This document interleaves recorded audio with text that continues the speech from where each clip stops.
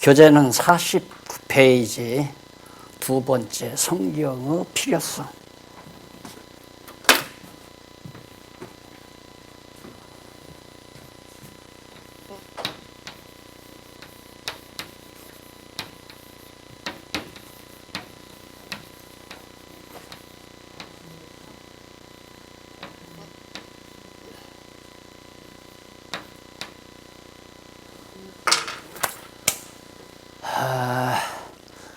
오늘의 핵심은 성경이 왜 필요한가? 다시 말해서 인간이 이 세상 태어나서 성경을 꼭 상고하고 깨달아야 될 이유가 담겨 있는 내용입니다. 요한복음 20장 31절에 보면 오직 이것을 기록함은 너희로 예수께서 하나님의 아들 그리스도이심을 믿게 하려 함이요 또 너희로 믿고 그 이름을 힘입어 생명을 얻게 하려 함이니라. 요한복음 20장 31절에 나오는 내용입니다. 물론 사도 요한이 기록할 때에 남겨준 내용이지만은 이 내용은 성경 전체와도 밀접한 관계가 있다는 것을 전제하면서 말씀을 드립니다. 사실 많은 분들이 성경은 하나의 그냥 고전의 한 부분이다, 고전 중에 하나다라고 그렇게 이해하는 경우가 많습니다. 또 그리고 성경은 기독교의 경전에 지나지 않는다. 그러니까 기독교인이 아닌 이상은 성경은 알 필요가 없다, 이런 식으로 생각하는 경향이 있어서 현대 젊은이들도 성경에 대한 관심이 점점 사라져가는 그런 현실에 놓여져 있습니다. 그러나 성경은 매우 중요합니다. 왜 그러느냐면 성경에만 반드시 우리가 알아야 될 중요한 정보가, 그런 진리 내용이 담겨져 있기 때문입니다. 다른 책에서는 전혀 찾아올 수가 없는 거죠.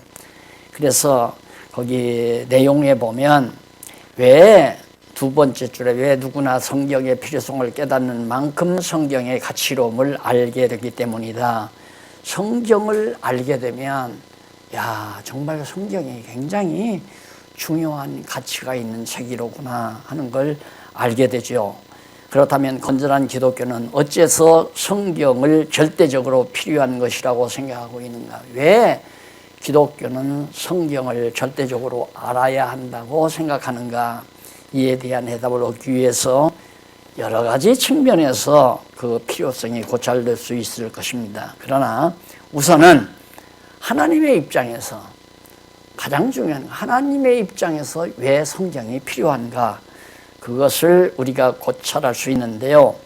인간 입장에서는 또한은 왜 성경이 필요한가? 이 두 가지 입장에서 생각해 보려고 합니다. 하나님의 입장에서는 왜 성경이 필요한가?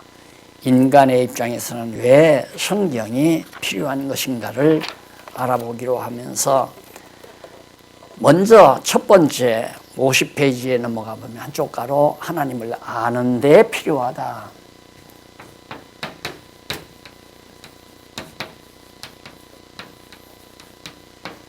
아는 데 필요하다.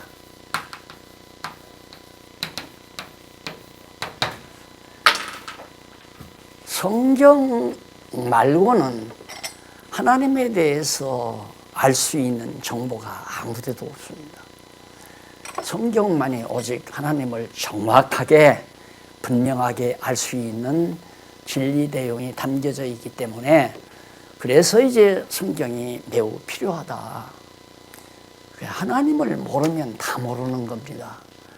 원인을 모르면 결과를 정확하게 알 수가 없는 거거든요.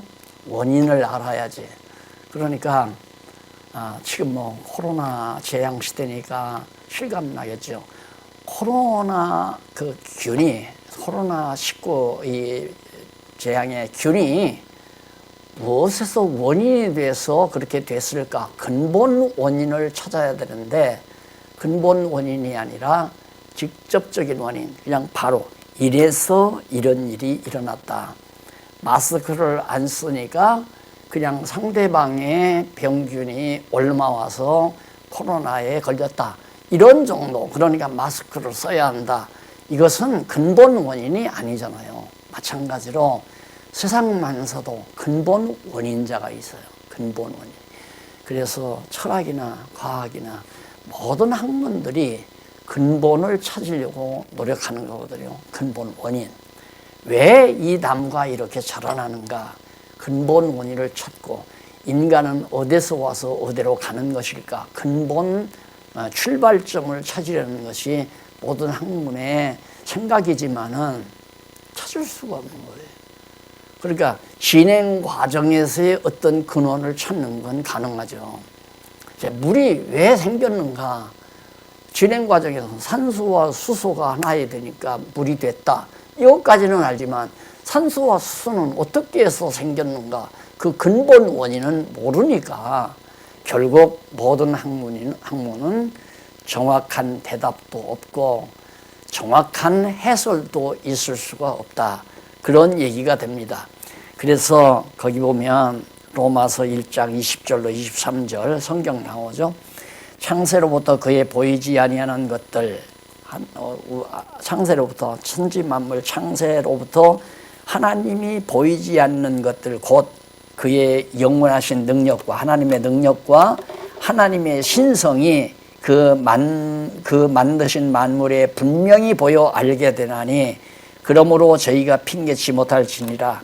하나님을 알되 하나님으로 영화롭게도 아니하며 감사치도 아니하고 오히려 그 생각이 허망하여지며 미련한 마음이 어두워졌나니, 스스로 지혜 있다나 우쭐하게 되어 썩어지지 아니하는 하나님의 영광을 썩어질 사람과 금수와 버러지 영상의 우상으로 바꾸었느니라. 사도 로마서 1장 20절로부터 23절에서 밝힌 겁니다. 결국 하나님께서는 이제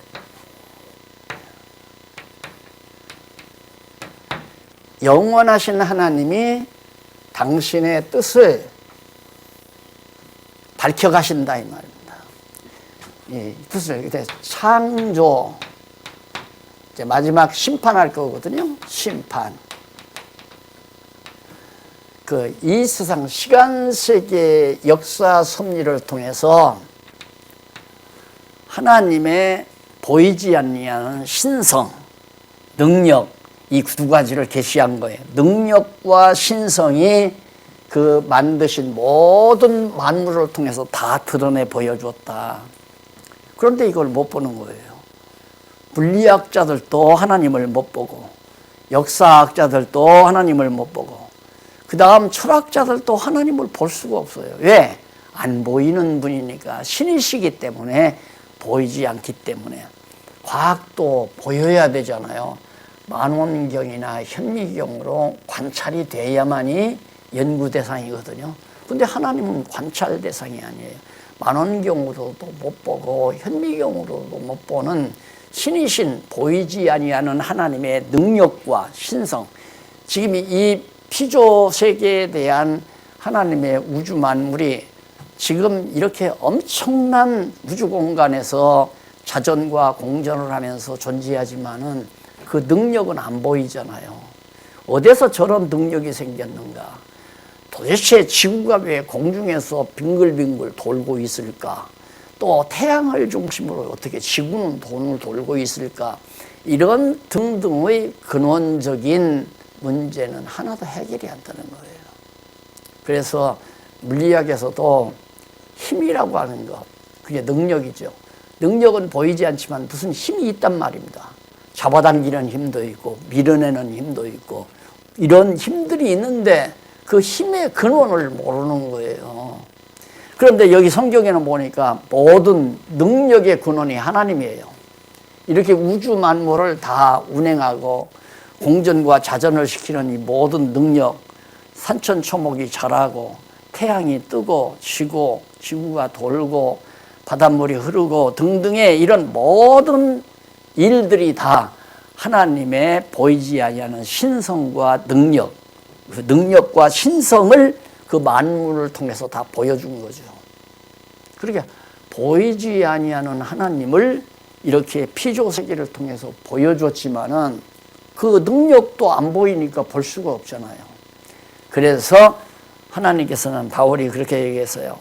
하나님을 알만한 것이 이렇게 보면 이 우주를 보면 결국 내가 지난 시간에도 말이에요. 신비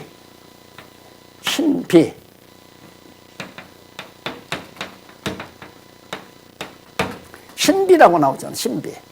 하나님의 비밀이다 이 말이죠. 이 모든 우주 만물에 야 신비롭다. 과학자들도 마지막에 가서 와 정말 신비롭다. 지금 뭐 몇천억 만 년을 뭐 달려가면은 우주인들이 살고 있는 별이 있을 거라고 하는 가상을 지금 하면서 과학자들이 연구하기만 하면 할수록 신비롭기만 하고 해답이 없는 거예요. 그러니까 분명히 하나님께서는 이렇게 우주 만물을 통해서 하나님의 능력과 신성, 보이지 아니하는 신성을 다 보여줬지만은 인간들이 타락해서 그걸 못 보는 거예요. 하나님은 보이지 않는 것을 보시는 하나님이거든요. 우리 인간은 상대방의 마음을 못 보잖아요. 근데 하나님은 보이지 아니하는 마음도 다 살피시는 그런 신령한 눈을 가지고 계시단 말입니다.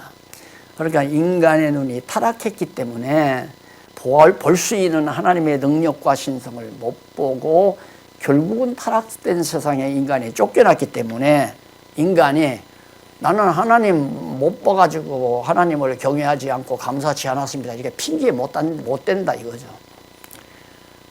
타락하지 않았으면 누구나 보고 하나님께 영광 돌리고 감사드리고 하나님 앞에 정말 경배하는 삶을 살 수밖에 없지만은 타락해서 못 보니까 못한 거란 말입니다. 그렇다고 해서 하나님 앞에 나는 못 봐서 못했습니다. 이렇게 핑계할 수가 없다. 그래서 마음이 어두워져서 그렇게 된 거니까 핑계 못한다. 그래서 스스로 자기가 굉장히 지혜 있는 것 같이 생각하지만은 사실은 우준하게 돼가지고 썩어질 사람의 하나님의 영광을 썩어질 사람과 금수의 버러지의 형상 우상으로 바꿔버리고 만다.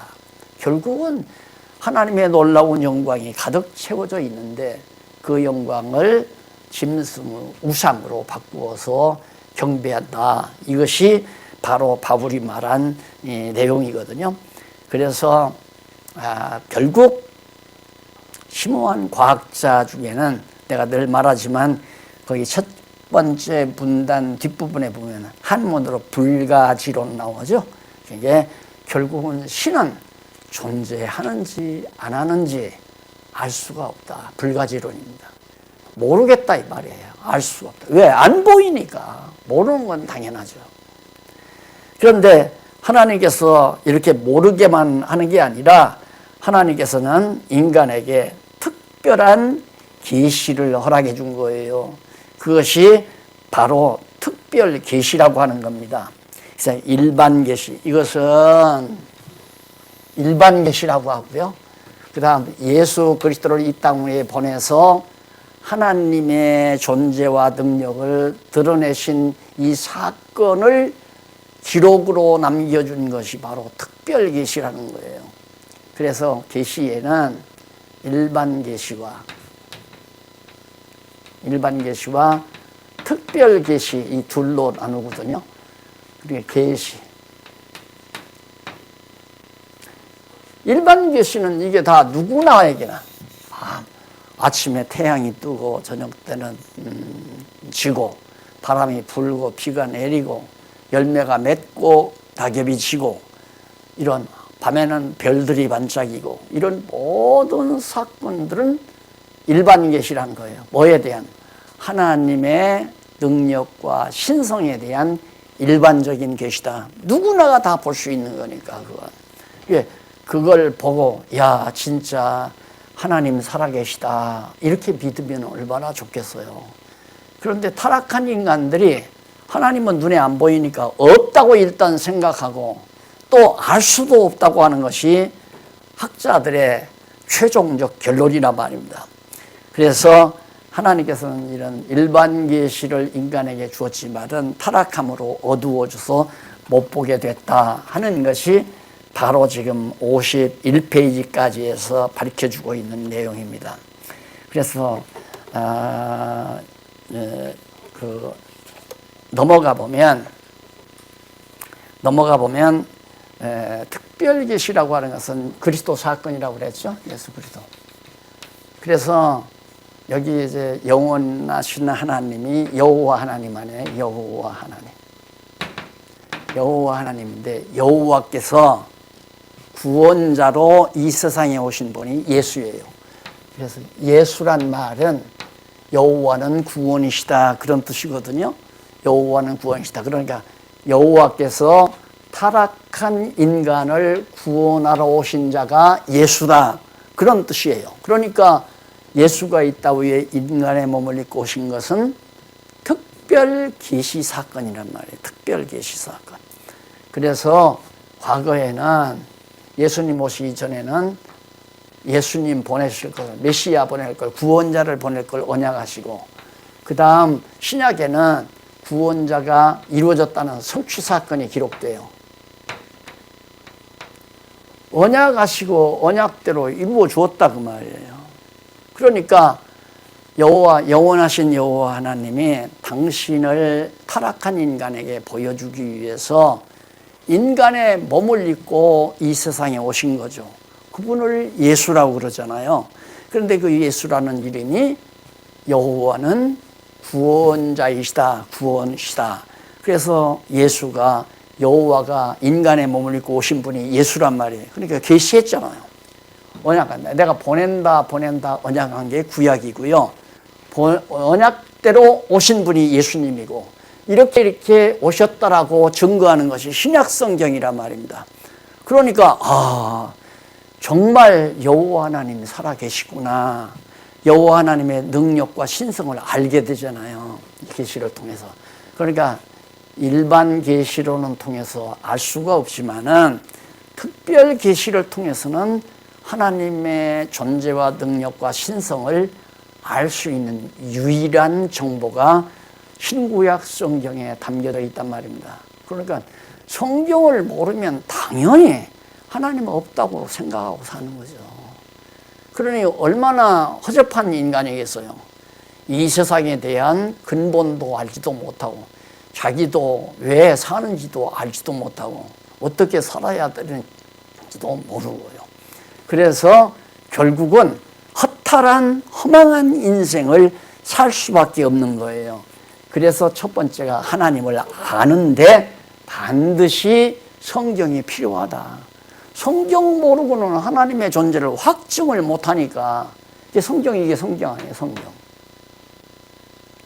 이건 자연이고요. 피조세계, 자연세계, 피조세계. 그러니까 성경을 깨닫고 나면 하나님께서는 저 들의 백합화도 저렇게 아름다운 옷으로 입히셨구나, 이걸 알게 되는 거죠. 하나님께서 공중에 나는 새도 때에 따라서 먹이시고 기르시는구나, 이렇게 알죠. 그런데 하나님을 모르면 어떻게 저렇게 백합화가 저렇게 아름답게 향기를 바람에 필 수 있을까? 어떻게 자그마한 저 새가 공중을 나르면서 먹이를 물어다가 먹고 살 수 있을까? 알 수가 없는 거죠. 그걸 모른다 이 말입니다. 그런데 하나님이 참새도 들의 백합화도 다 먹이시고 입히신다는 걸 깨달아 알게 되잖아요. 그러다 보니까 나도 하나님이 나를 이 세상에 보내어서 태어났고, 또 하나님이 나로 하여금 지금 살게 하기 위해서 살게 하니까 내가 숨쉬며 살아있구나. 이게 확실하게 특별 계시를 통해서 일반 계시가 보여지는 거예요. 예, 특별 계시가 없이는 일반 계시를 보아도 아무것도 모르는데, 특별 계시 성경을 깨닫게 되면 일반 계시에 대한 사항도 다 올바로 확답을 가지고 살 수가 있다. 그래서 내가 지난번에 인생관, 역사관, 세계관 지금 나올 거 아니에요. 하나님을 이제 바르게 알게 되면 인생, 나는 도대체 어떤 존재인가, 역사란 무엇인가, 세계란 무엇인가 이런 데 대한 확실한 해답을 얻고 보니까 맑아지는 거죠. 밝아진단 말입니다. 자기의 머리가 밝아져요. 훤하게. 그러니까 답답한 것이 없어져 버리고, 답답한 것이 없어야 마음이 평안해지잖아요. 그래서 정말 성경은 절대적으로 하나님을 아는데 절대 필요하다. 성경 모르면 하나님 모른다. 그런 얘기예요. 그래서 사실 이제 조금 더 읽어보면 거기 52페이지 두 번째 문단 일찍이 나오죠. 다섯째 줄. 일찍이 많은 절인들은 신에 대한 참 지식을 얻어보려고 많은 노력을 해왔죠. 그러나 그들이 철학을 통하여 자기 나름의 신을 만들어내기는 해서 각자가 자기 나름대로의 신을 인간이 만들어내는 거죠. 가상적으로. 그건 진짜 신이 아니란 말입니다. 위장된 신이고 거짓 신이고 유일신 하나님이 아니라는 거죠. 그래서 이 일반 계시에 대한 하나의 과정적 논리는 철학이나 과학이 될 수가 있지만은 근본적인 학문은 아니다. 그래서 나는 일반적인 모든 학문을 학문이라고 하지 않고 정보라고 그래요. 정보. 부분적인 정보. 그 정보만 알 뿐이지 진짜 학문이라는 것은 서론, 결론, 서론, 본론, 결론 이게 딱 떨어져야 되거든요. 하나님이 살아계셔서 우주와 만물을 창조했기 때문에 이렇게 우주 만물이 진행이 되고 역사가 진행이 되고 인간이 이렇게 살아가기 때문에 결국은 하나님께서 인간을 여호와 경외하는 인간으로 만드시기 위해서 바로 이 모든 섭리가 주관된다. 이게 이제 서론, 결론, 본론이 딱 떨어지는 얘기 아니에요. 그러나 일반 학문은 그렇게 논리적인 거 아니에요. 이 부분만 가지고 얘기해요. 여기서 여기, 또 여기서 여기 이 부분만 얘기하니까 그것은 정보일 뿐이지 학문으로서의 가치가 사실은 없는 거란 말입니다. 그래서 거기 마지막 문단 인간은 지식을 추구하는 존재이다. 하나님께서 인간을 직접 특수한 방법을 통하여 생명, 살아있는 영체로 처음에 아담을 지어놨거든요. 근데 그 아담은 생명체였기 때문에 하나님과 직접 교통하며 살았어요. 그런데 하나님께 불순종함으로 타락함으로 인간에게 저주가 덮여서 오늘날 이렇게 시한부 생명을 지니고 있는 육신의 목숨으로 타락하게 된 거죠. 그러니까 육신의 목숨을 지니고 있는 우리 인간은 생명체가 아니잖아요. 아담과 같은 본래 지음받은 타락한 인간이지.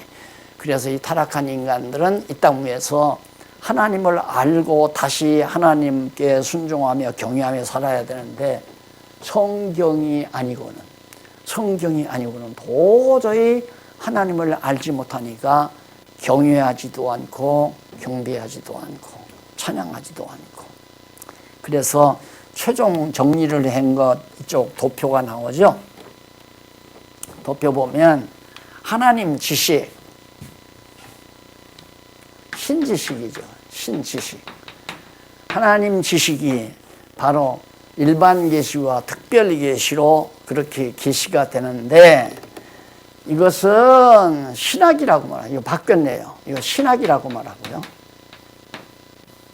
이건 철학이라고 말해요. 철학.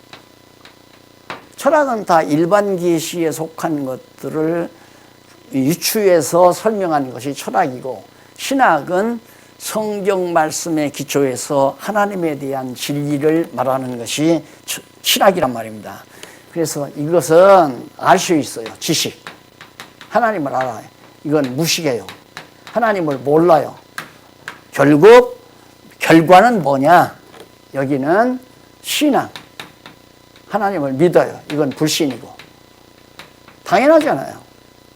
일반 계시로는 철학에 불과한 거니까 하나님을 모르기 때문에 불신하게 되고요. 불신하면 결국엔 지옥에 가는 거죠.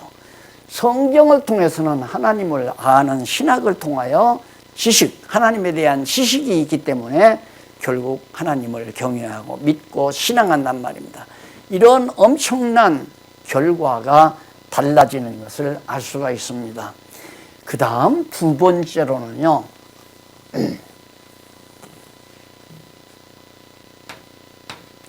두 번째로는 거기 구원을 얻는데 필요하다 그랬어요. 구원을 얻는데.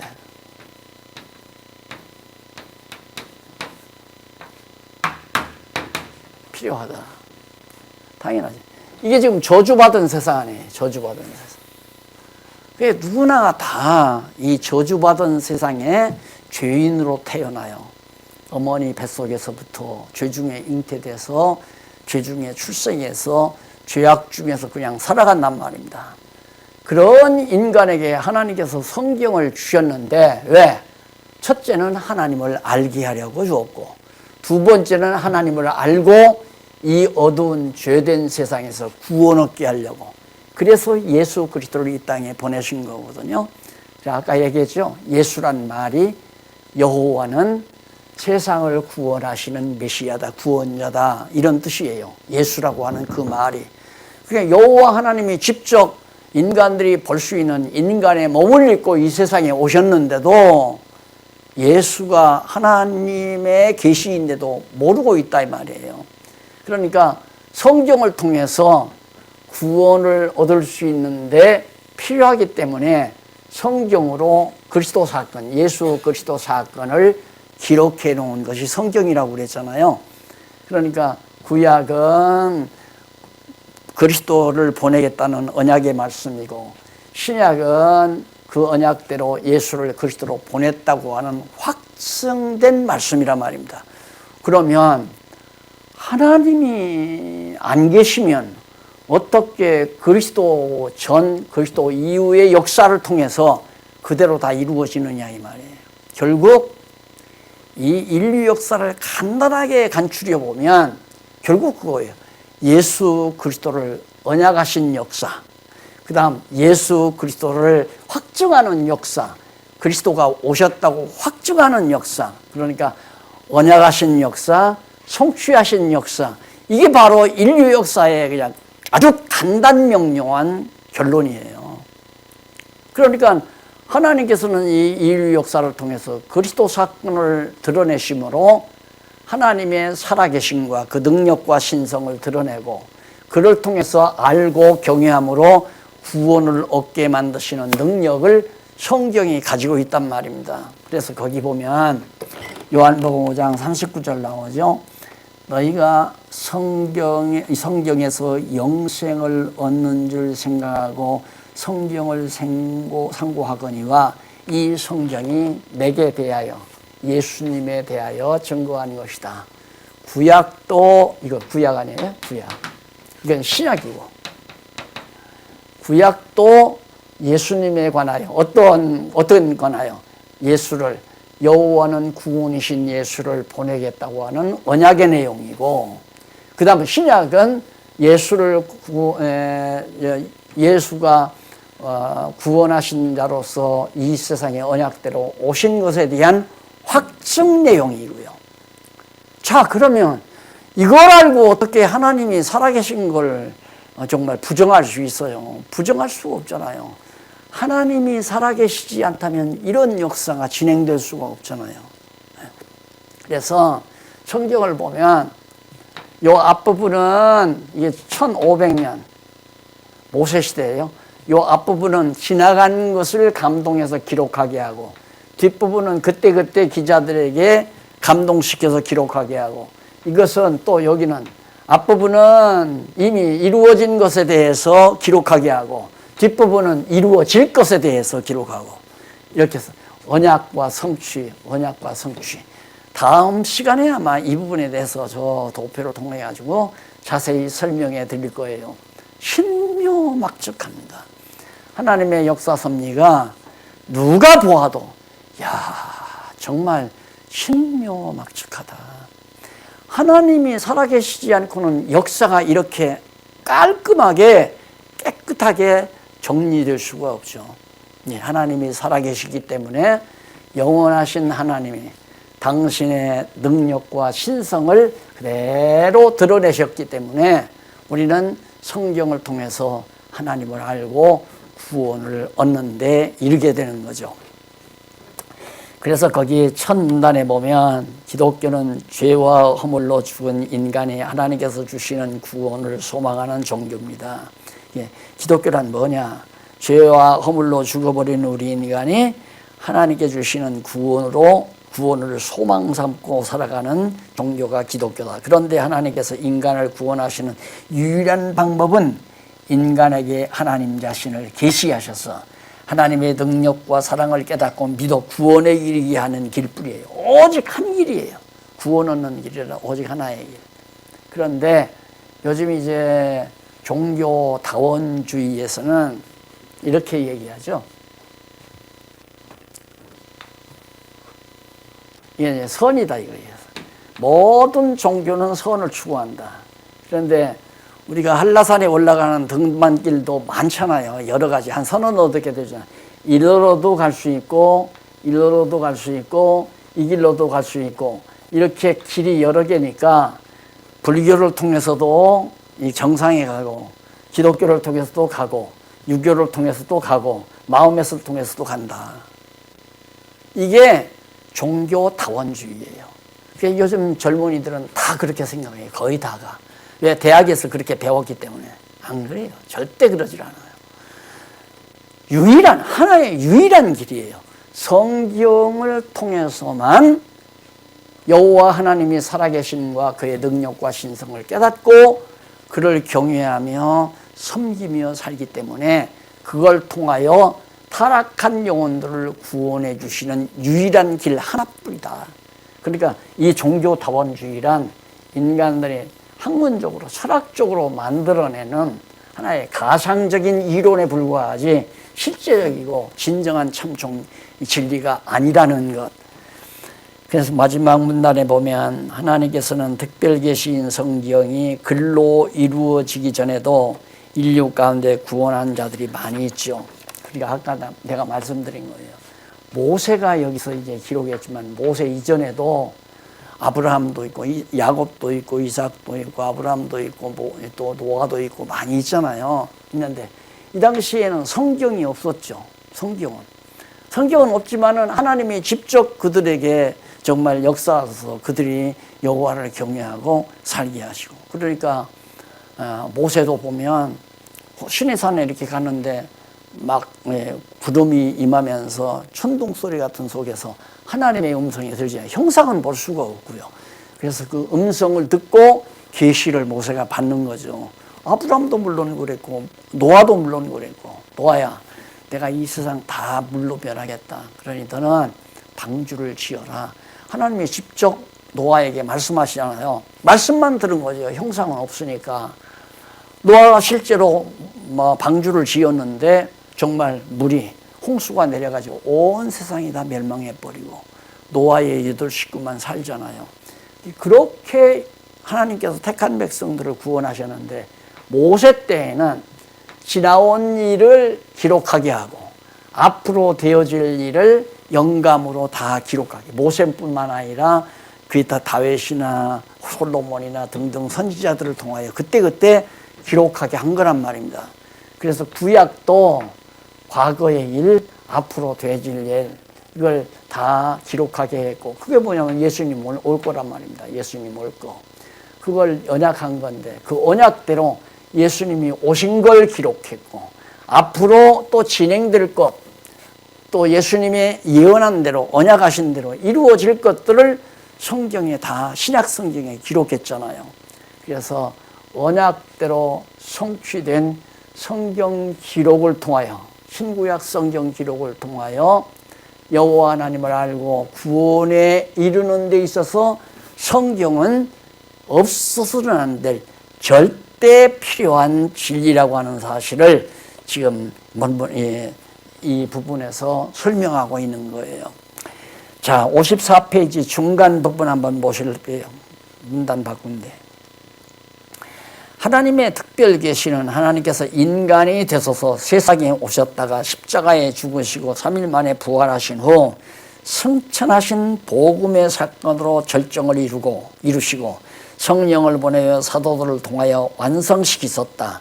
그 후로는 하나님께서 더 이상 특별 계시는 주시지 않는다. 자, 여기서 성령이 오셔서 교회를 세웠죠. 교회를 세워서 계시가 완성이 됐어요. 이제 예수 그리스도가 오셔서 그리스도의 몸 된 교회가 섰으니까. 그리고 요한계시록을 통해서 장차 되어질 일을 다 예언해 놓은 거예요. 요한계시록에 있는 내용을 통해서.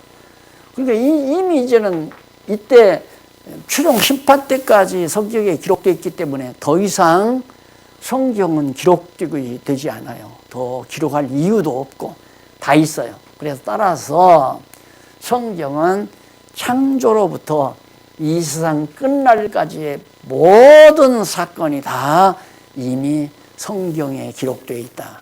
원리적으로 성경에 다 기록되어 있는 거예요. 그러므로 성경을 신구약 성경을 깨달아 알게 되면 인류 역사에 대한 모든 만사 만물에 대한 해석 원리가 성경에 다 담겨져 있다.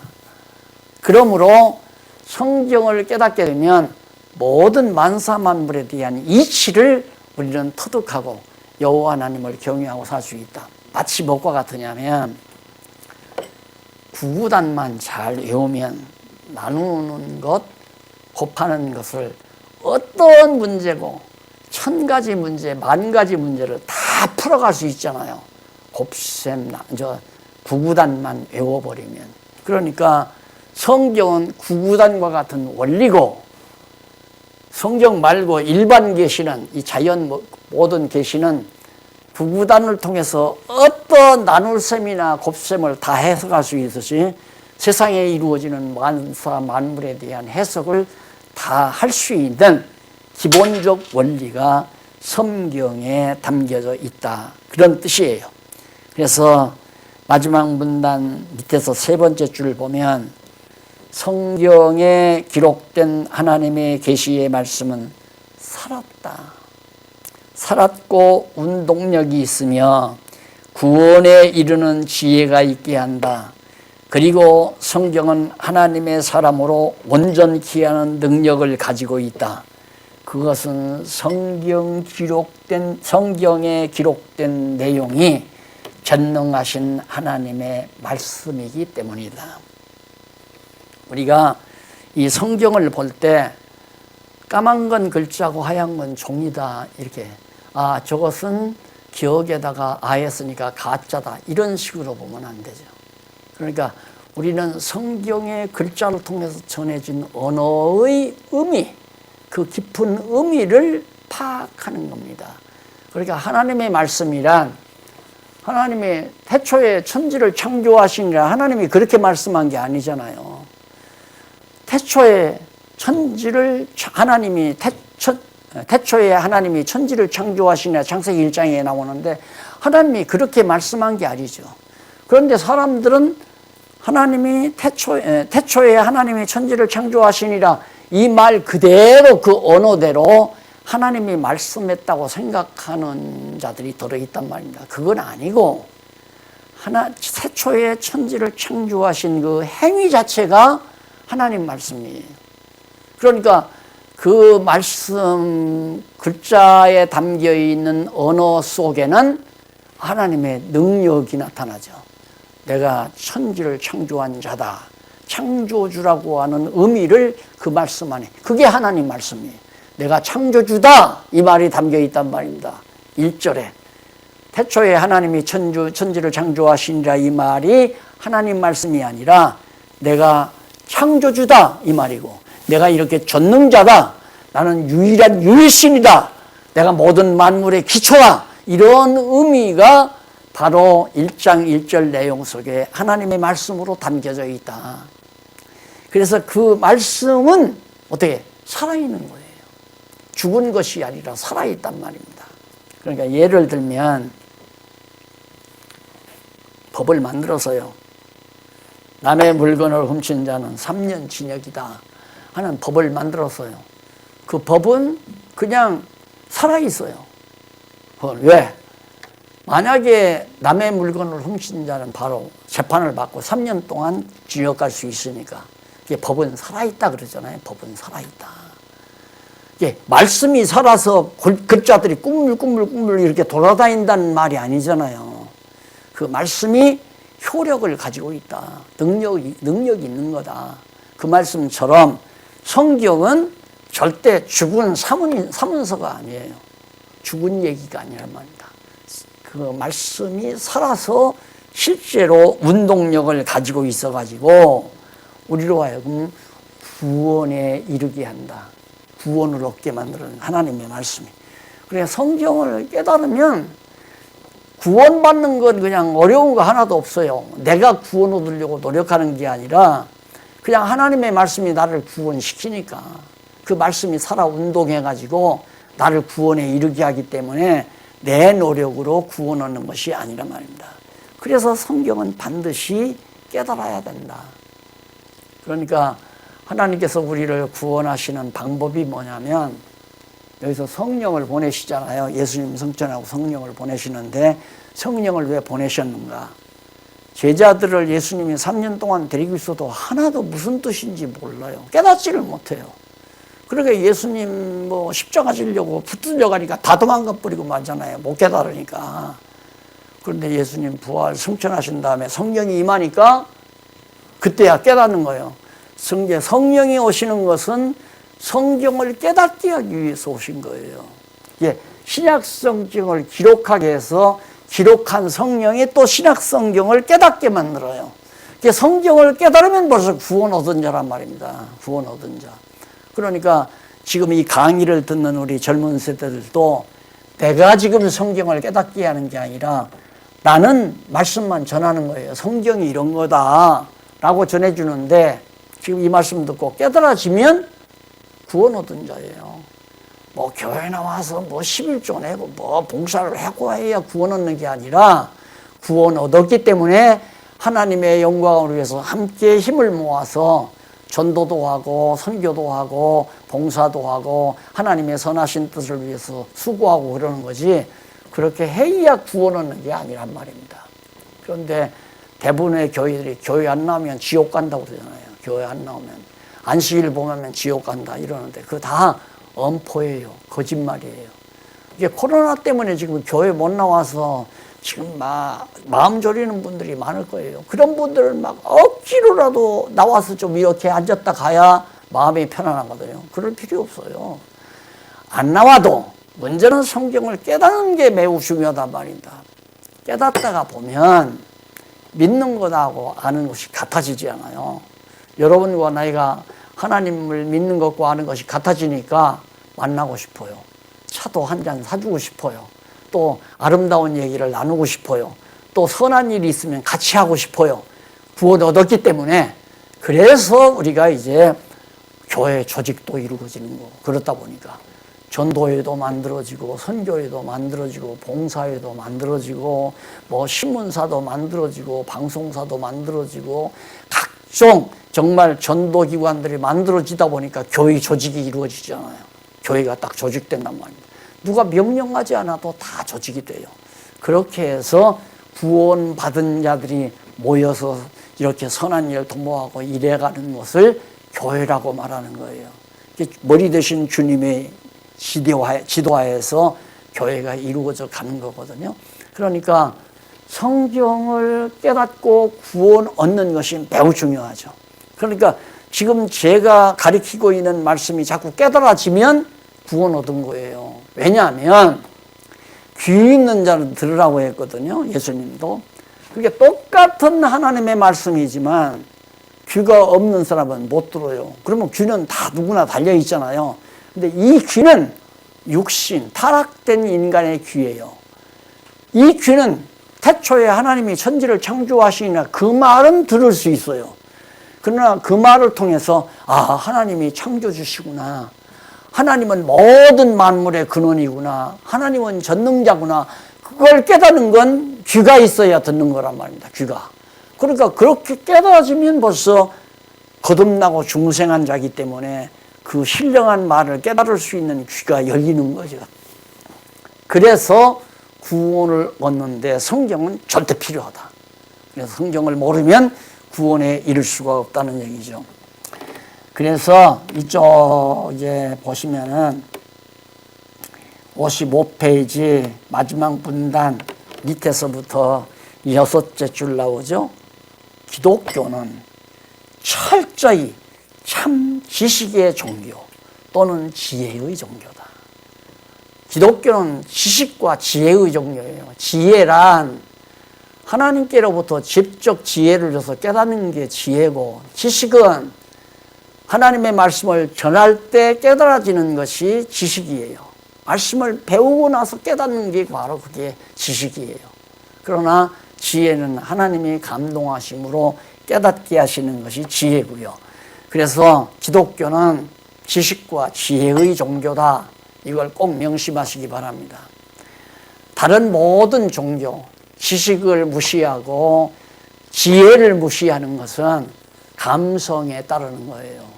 인간이 보고 느끼고 경험해서 얻어지는 어떤 감성, 인간의 감성을 중심으로. 그게 바로 지난날 우리 한국교회가 걸어왔던 부흥회. 부흥회란 말은 흥을 돋군다는 말이거든요. 그 다음 수련회. 수련도 어떤 기술을 오래 연마한다는 얘기예요. 그러니까 원리가 있는 것이 아니라 다름질을 정말 마라톤을 누가 잘하는가, 어떤 기술만 잘 연마해서 계속해서 훈련하면 결국 금메달 따잖아요. 마라톤도. 그걸 수련이라고 해요. 그런데 기독교가 수련이나 부흥으로 되는 게 아니란 말입니다. 그건 인간의 감성을 자극해가지고 움직여 나가는 거죠. 그러니까 슬픈 노래 부르면 슬퍼지잖아요. 기쁜 노래 부르면 기뻐지고요. 운동 경기 보면 막 이기면 막 환호가 터지잖아요. 그 감성을 폭발시키는 거거든요. 그 이제 그것들이 대부분 문화운동이란 말입니다. 그러나 지식을 추구하는 것은 철학이나 과학이 이제 지식을 추구하는데 해답이 없잖아요. 해답이. 이게 지식을 성경 없이 지식만 추구하면 답이 없어요. 이게 모른다예요. 이게 불가지론이라고 했잖아요. 몰라요. 그래가지고는 모르는 데서는 어떤 감성이 움직이지를 않거든요. 알면 움직여요. 알게 되면. 그러니까 우리 인간이 서로가 처음 만났어요. 딱 보니까 인상이 좀 거친 것 같아요. 그러니까 조심해야 되겠다. 근데 자꾸 만나서 얘기해보고 식사도 해보면서 겪어보니까 그렇게 마음이 부드러울 수가 없고 생각 자체가 고매하고 고상하고 정말 사람이 진실되고 그러다 보니까 점점 마음이 풀어지잖아요. 마음이 열려요. 이렇게 정이 가는 거죠. 그러니까 인간은 반드시 지식, 지성, 감성, 그 다음 의지, 이것이 바로 세 개가 바로 뭐냐면 이것이 바로 이성이라는 얘기예요. 이성, 기능. 이성적으로 기능하는 사람은 저 사람 참 이성적인 사람이야 할 때는 지성을 앞세우는 사람이에요. 알고 나서 느낀단 말입니다. 근데 알지도 못하고 그냥 딱 보는 순간 왜 젊은이 사람이 보면 첫인상이 영 마음에 안 들더라고. 첫인상이 마음에 안 든다는 것은 감성뿐이에요. 콧날도 좀 날라면 커야 되고 눈도 좀 크고 쌍꺼풀도 지고 키도 늘씬하고 허리도 들어가고 이런 눈으로 보는 대로 직감이죠. 직접적으로 감각하는 이 감성적인 작용이라는 거예요. 그러니까 요즘에 젊은이들은 다 대부분의 감성적으로 만나요. 그 사람과 진지하게 인간적인 가치나 그 사람의 가치관이나 세계관이나 또한 그 사람의 모든 기질이나 성품이나 이런 것들을 자세히 알고 친밀해져서 당신은 나와 일평생 삶의 동반자다 이렇게 정하고 부부가 되는 사람이 쉽지 않다 이 말이에요. 그러니까 이성을 지닌 인간이라면 지성으로 깨달아 감성으로 느껴요. 참 저 사람 좋은 사람이다. 그래서 정이 가는 거죠. 정이 가깝고 가까이 지내고 싶고 감성이 느껴져요. 그러다 보니까 의지가 굳어져요. 우리는 죽는 날까지 그냥 친구로 살아. 변함없이 살자. 또 부부도 마찬가지예요. 우리는 죽는 날까지 해용합시다. 서로 알고 느꼈으니까 오래 갈 거 아니에요. 그래서 이걸 이성적 존재라고 그러잖아요. 그러니까 기독교는 지성부터 앞서야 하는데 뭐에 대한? 성경에 대한 지성이 앞서야 한다. 지식이. 성경에 대한 지혜와 지식이 앞서야 정말 기독교다운 올바른 이성적 종교, 감성적 종교가 아니라 부흥회에서 순간 펄펄 끓고 막 할렐루야 이러고는 이런 종교가 아니에요. 그 고집불통도 아니고 의지만 앞서면 막 뭐 하나 이론도 없고 감정도 없이 자기 고집만 내세우는 거 그거 의지예요. 그러니까 인간은 반드시 이 삼합이 다 조화롭게 지성에 의한 감성에 따라 의지결단으로 나타나는 것을 진짜 이성적 판별력이라고 하잖아요. 이성적으로 분별한다. 좋고 나쁘고 옳고 그런 것을 분별하는 존재. 그래서 기독교야말로 가장 올바른 참 종교라고 하는 것. 그래서 성경의 필요성을 결론 삼아서 거기 내용 밝혀놨죠. 56페이지에 보면 성경이 왜 필요한가 고대체로 나와 있습니다. 알고 믿어서 구원에 이르게 하므로 지성으로 알고 믿어서 구원에 이르게 하고 구원 얻게 하는 유일한 것이 성경은 구원을 얻게 하는 하나밖에 없는 유일한 계시이기 때문에 필요하고 그 다음 세 번째는 구원에 이르는 지혜가 있게 구원에 이르는 지혜가 있게 하니까 성경은 필요하다. 그것이 바로 지금 마지막 정리해드린 내용입니다. 그래서 구원의 방법은 특별 계시인 성경을 신지식, 여기다 지식, 지성, 하나님을 알고 그 다음 그를 마음으로 경외하고 섬기며 뜨겁게 사랑하고 하나님을 경외하고 그 다음 마지막 구원을 얻는 영생에 이르는 구원을 끝까지 믿음을 지켜서 견고한 믿음으로 구원에 이르는 그러한 구원 방법을 통해서라도 기독교야말로 진짜 최고의 이성적 종교다. 이것 꼭 젊은이들이 잊지 마시고 정말 성경은 젊은 날 반드시 알고 깨달아 아는 것이 매우 중요하다. 택한 백성은 반드시 깨달아 알게 되어 있다 하는 얘기입니다.